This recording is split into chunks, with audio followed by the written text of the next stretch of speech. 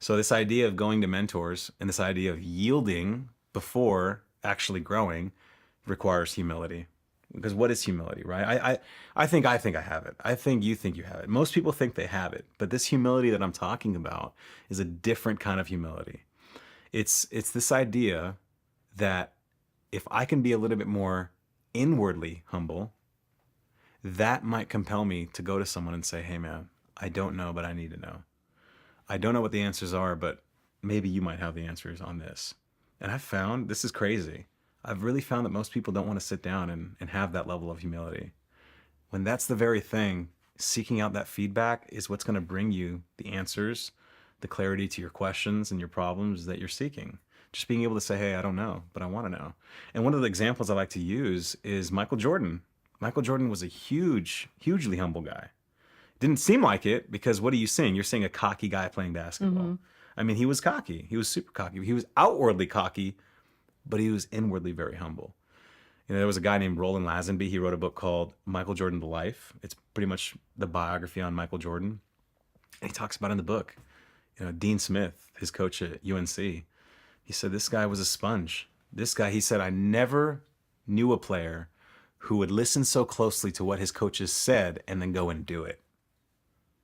That was it. I'm reading, I'm like, damn, that was Michael Jordan's secret. He was just a listener. In that book, there's a great story about a guy who's now the head coach of the Golden State Warriors. His name, help me out, Zach. Do you know what I'm talking about? It's, I know everyone watching is like, dude, it's freaking, oh man. So in the book, this guy's sitting down in the locker room. It's this guy, he was on the second run of the Bulls. God, that's going to bother me. The second Bulls run with Jordan in it. And he's sitting down in the locker room, and he said, I was sitting down there and Michael Jordan was seated next to me. And he said, Jordan, everyone knew him as the guy you didn't really kind of approach. He was just on another level.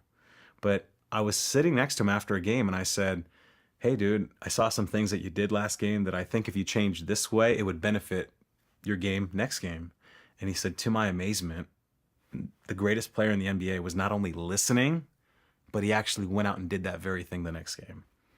I'm like, dude, the guy was not as good as him, but he still listened. I heard that story about Tiger Woods. Actually, ironically, I think it was from Tony Robbins, but he was saying that Tiger Woods, at the peak of his career, whenever that was, he started like weight training or something, which apparently wasn't common for golfers. And people are like, what are you doing? And his whole theory was like, I want to see what else I can do to be better. Yeah. I don't care what that means. I have to change what I have to do. Yeah. But I always want to be better. And he was already at the peak of his career. And then I think it like changed his swing a little bit or something, which apparently is not something you want to do when you're at the top. He was already at the top, miles ahead of the second guy, and he's changing his swing because he wants more improvement. And so this idea that humility unlocks mentors, brings mentors in your life, that speaks to that same level. I mean, Michael Jordan had a coach. You got Dean Smith, University of North Carolina. You got Phil Jackson on the Bulls. You got Tex Winters on the defense. You got a Tiger Woods who had a coach. All these successful people, you look at the line and you're like, everyone who did something significant did it with the help of somebody else. Oprah was a mentor to, what's her name? Well, I know Ellen. Dr. Ellen. Phil. Well, no, I'm not sure about Dr. Phil's story, but you got Ellen and you got Oprah, right? You got all these people that they pattern themselves after somebody else. And that somebody else is always able to look in and see what they weren't seeing. But you got to have humility to be able to hear that. I mean, I've spent so many hours in the military, like around people who were telling me not what I wanted to hear, but what I needed to hear, because you can't see the picture when you're in the frame. You got to have someone look out and look at what's going on. And it burned. I hated being in the hot seat. For someone to tell me what it was I needed to hear, it sucked, but it changed me. It helped me grow. I submitted, I yielded. And having that humility to say, dude, I don't know, but I need to know. What do you think I should do? Have you read Relentless by Tim Grover? Mm-mm. So Tim Grover was this, maybe still is, private basketball coach for the most elite of the elite. So, Kobe Bryant, Michael Jordan. Yeah. But very, very few. Like he won't train just anyone. And that's essentially what he was saying is people, athletes won't come to me unless they want to be the absolute best, because I think he only has like a couple, like 2 rules or something. It's like you show up and you do what I tell you, and Yeah. that's it. There's no excuses whatsoever, and not a lot of people can do that. They can they can be good enough to get to the NBA Yeah. and be pretty good in the NBA, but they can't get to the next level Yeah. because the humility apparently It's the it humility. takes. And then not only the humility, but being able to follow. Like, you can't be a good leader until you're a good follower. You always, I mean, there's a reason why when you join the military, we don't shake your hand and be like, all right, you're a captain now. All right, hey, you're a tech sergeant. You got to start as a lieutenant. You got to start as an airman to become a good follower first. And then having those follower competencies are what really set you up for good leadership.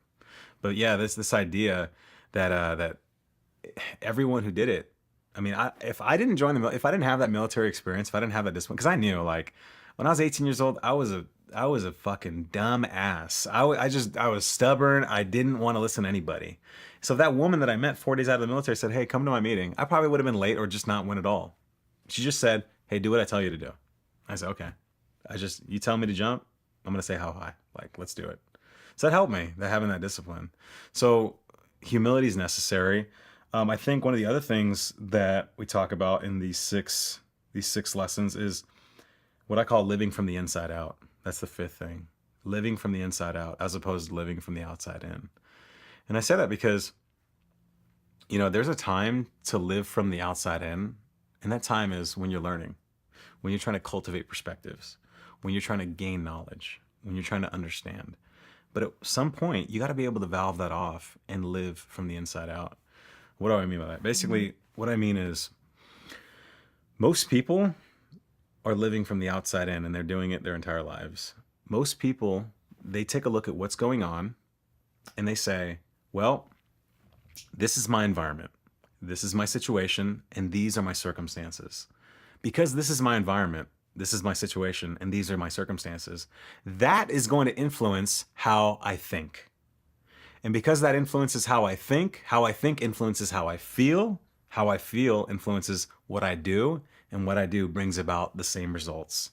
Nothing's changing. So their origin, most people's origin, is environment, outside. But if you shift everything 1 over, living from the inside out means, hey, my origin is, this is how I think. Because this is how I think, this is how I feel. Because this is how I feel, this is what I do. And because this is what I do, these are my new results. Big difference. One starts from the outside in. Hey, this is my environment. Because this is what's going on, I guess this is how I got to think. No, shift it. No, this is I understand. Here's where I start. Here's where you start. This is how I think. Because this is how I think, this is how I feel. This is how I feel, this is what I do. What I do changes my results. So starting with yourself. Starting with yourself. Starting how you think. And your thinking is influenced by, like you said, the 5 closest people around you. What you read, what you expose your mind to, what you're guarding your mind from. So starting with yourself, you got to start with yourself. Everything originates in thought. Every significant accomplishment in this world happens 2 times. First in the mind and then in reality. It's like Earl Nightingale says, we become what we think about most of the time. And that is the strangest secret in the world. And James Allen wrote a book called As a Man Thinketh. And he said that as a man thinketh in his heart, so is he. And as he continues to think, so he remains. So what you think is always the first place everything comes from. So if you're letting your mind, your thinking be influenced by the outside world, then you're not originating in thinking. You're originating from the outside. But if you can understand and acknowledge what's going on the outside, your situation, your circumstances, and say, I get it, that's cool, but I'm starting with my thinking. And because I'm going to change my thinking, I'm going to change my feelings. Change my feelings, change what I do. Change what I do, change my results. Change my actions. Actions, reactions, results. That all has to start from the inside out. And how would you recommend people, I guess, do that? Stick with that particular mindset. I mean, do you recommend like meditation or what the mantras we were talking about earlier? Well, it all kind of, I don't think it's just one thing. It's all, like you said, the mantras help me get back. Hey, things are going on, but what am I here to do? I'm here to impact people's minds. I'm here to touch their hearts. I'm here to ignite their spirits. It starts with my thinking. That's what I'm here to do. Or, hey, what am I here to do? What's my goal? I want to speak to and train corporations, businesses, leaders, future leaders. So using these little things to get me back into living from the inside out. And then accountability is important. Guarding your mind, your brain space, the people that you're around, the people that you want to surround yourself with. That's another big piece. Just the smallest things. All these little things kind of build on each other, and they come together in a way that help the last lesson out. So the best way to start from the inside out is just being in touch with your values, your beliefs, your goals, how you guard yourself, your humility, your North Star, and then having the accountability from the right people. I mean, it's easier to run with a bunch of lions than have one around your neck. It's going to be a little harder to run when you have people who don't believe. And it's hard because, like, friends and family, they're great, but they're also in the circle and they can say some mean things. And maybe it's not intended, but because you let people in, those people can affect you in a negative way if you let them. If you let them. Sometimes it's hard when you have someone so close to you that doesn't believe in you. I mean, that pretty much sums up a lot of relationships and how they dissolve. If you've ever been in a relationship, I've been in a relationship with someone who said they believed in me, but their actions didn't believe in me. And that wasn't cool. That just wasn't. I need someone who's able to be my cheerleader, because we need that. We need encouragement. It's a basic human need.